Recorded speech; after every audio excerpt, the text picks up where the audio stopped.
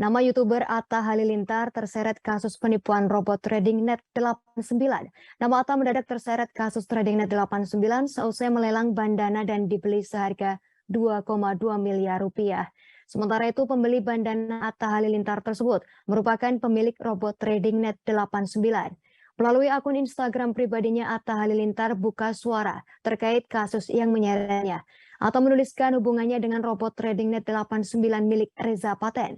Secara tegas, Atta membantah keterlibatannya dalam penipuan berkedok robot trading net 89. Atta berhubungan dengan robot trading net 89 lantaran kegiatan lelang bandana. Diketahui, lelang bandana disebut telah menemani perjuangan Atta Halilintar sejak dari nol kemudian dibeli oleh Reza Paten. Reza Paten merupakan Crazy Rich Surabaya sekaligus pendiri net 89. Dengan membeli bandana milik Atta Halilintar seharga 2,2 miliar rupiah, membuat Reza Paten menjadi terkenal. Terkait kasus yang menjeratnya, Atta Halilintar menegaskan membantah bermain robot trading net 89. Terima kasih sudah nonton. Jangan lupa like, subscribe, dan share ya.